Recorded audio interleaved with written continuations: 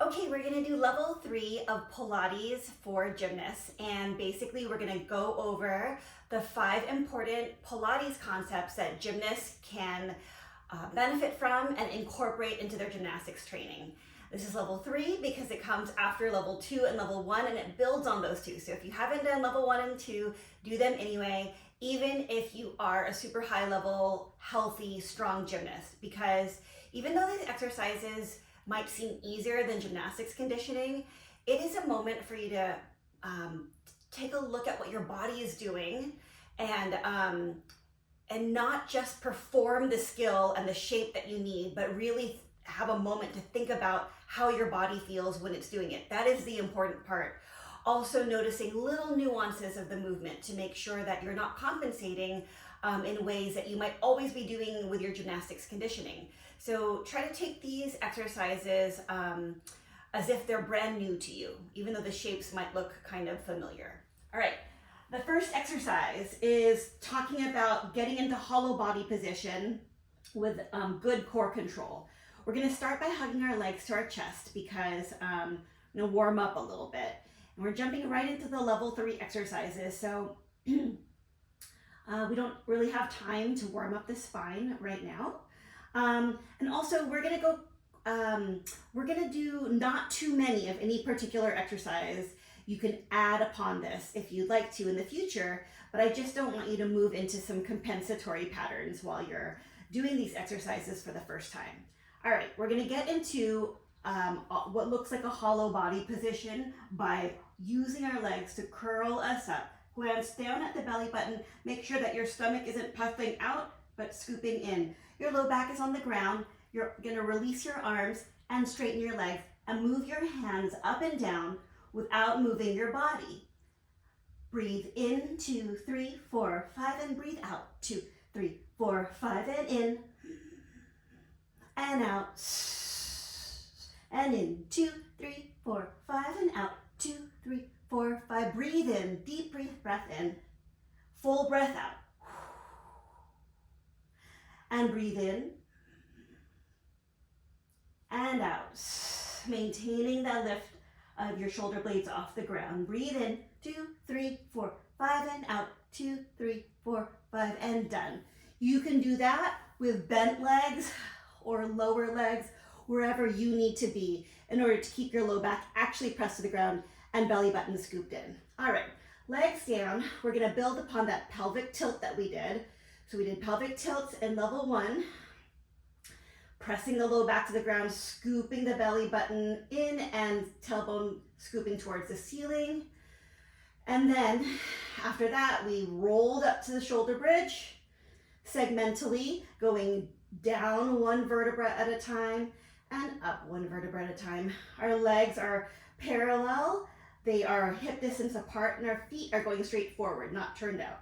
Okay, now for the level 3 exercise. You're gonna hold the shoulder bridge position, relax your chest and neck, lift one leg up and circle it around as big as you can circle it without moving your body around. So everything else is still and your leg is circling around. 3 more, 3, 2, and 1, and circle the other way. 8, 7, 6, 5, 4, 3, 2, and 1. All right, bring that leg down, roll the body down one vertebra at a time, hug your knees to your chest for a little bit of a break. You can straighten your legs out if the back of your thighs were feeling like they were getting work done. And we're gonna roll back up again. This should feel like your legs are supporting you, especially your glutes. Should not feel like a pinch or an arch at your low back. If it does, lower it down a little bit, curl your tailbone under, and then lift up. Try not to squeeze your cheeks together. It is a hip lift, not a glute squeeze. Okay? All right, legs are parallel, knees are hip distance apart, other leg goes up, and 8, 7, 6, 5, 4, 3, 2, circle other way, 8, 7, 6, 5, 4, 3, 2. You might find it was easier on one side compared to the other. This side was harder for me. Okay, 1 vertebra at a time, calming down. Hug your knees to your chest. All right, now we're gonna work on the next concept, which is arching your back or lifting up your chest without, or lifting up your chest without arching at your back, then also strengthening between your shoulder blades. So you're gonna put your hands behind your back, holding onto your hands, and turn your head in one direction. And go ahead and just bend and straighten your legs. So this is the first part of the movement, which is bending and straightening. And as you bend, you might find that it wants to arch your back or lift your hips up, and your job is to resist that. So the movement, the exercise is bend, bend, straighten legs, lift chest, open the front of the chest, and then come down, turn your head the other way. Bend, bend, lift, and turn your head. Bend, bend, lift, and turn your head. Bend, bend, lift, open that chest, and turn your head. As you bend, bend, you're resisting that feeling of arch in your back. 4, 3, supporting from underneath. 2, and 1. All right, now strengthening our shoulders again, and opening up the front of the chest, strengthening in between the shoulder blades. Let's review what we've done before. We were on our hands, our knees, and our back was flat like a tabletop. You're gonna slide one leg out, slide the other leg out. You can spread your legs if you need to, or you can go down on your elbows if you need to, because what you're gonna do in that position is lift one arm up and down. So go where you need to feel comfortable here. All right, lifting one arm, then the other arm. You're trying to do this as much as you can without twisting your body side to side, and I can feel my body twist when I lift up my right arm more than my left arm. So I'm trying to adjust for that. So it's not just the lifting of the arm and doing whatever you need to do to make it happen. Notice if you're shifting, and if you are, adjust for it. 4, 3, 2, and 1. All right, so we've worked on rolling our body forward, lifting our hips up without, for pelvic stability, strengthening between our shoulder blades, getting good strength in our arms without twisting our body.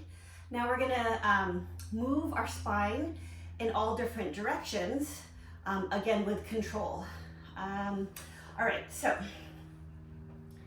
in previous levels, we rolled down with control and rolled up with control. Then we rolled back and forth quickly without touching our head or feet on the ground.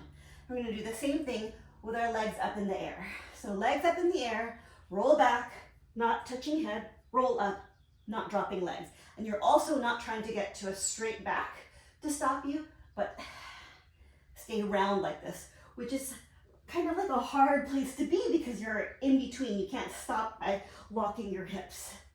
Let's do 4 more. 4 and 3 and 2 and 1. All right. Now, we're going to do 2 different things on our knees. One is side bending our body with some strength, and the other is working on keeping our trunk still while moving our leg back and forth. Okay, so first with the side bending, which we've done in the past like this. Now you're gonna side bend with no hands. We're gonna go 6 times. Notice if you can get a stretch here and the work to happen at your waist as opposed to gripping at your hip. Think length through that leg. 2 more. 1 and 2. Other side. And 6, 5, 4, 3. Notice that the slow control down is the part that I'm really emphasizing. 2 and 1. All right, stay over here on this side. You're gonna lift the leg up, supporting yourself with this bottom arm, keeping the shoulder away from the ear. Body's in a straight line. And from here, you're gonna move your leg back and forth without moving your upper body. So upper body and arms stay still as you move your leg back and forth. 6, 5, 4, 3, 2, and 1. And other side. 6, 5, 4, 3, 2, and 1. All right, last movement. So we went into extension when we did that double leg bend thing.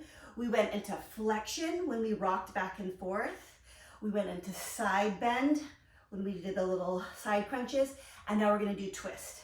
So, sitting on one hip, top leg slightly in front of the bottom, this shoulder away from this ear, you're gonna lift into a side plank.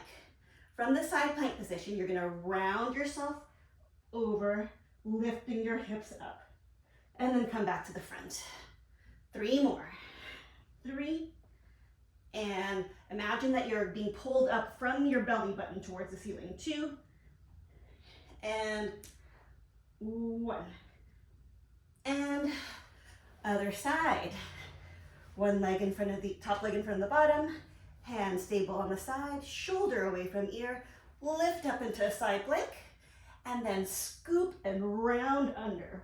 4, and 3, and 2, and 1. All right, so we did it.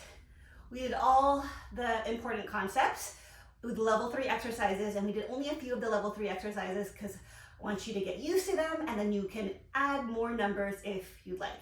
So to review, the concepts include being able to be in a hollow body position with good core control, belly not popping out, booty doesn't have to squeeze the cheeks.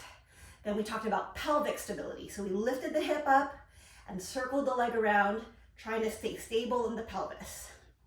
We strengthened between the shoulder blades, which doesn't happen very much in gymnastics currently. So we were in the plank, strengthening between the shoulder blades and also strengthening the arm that we were standing on.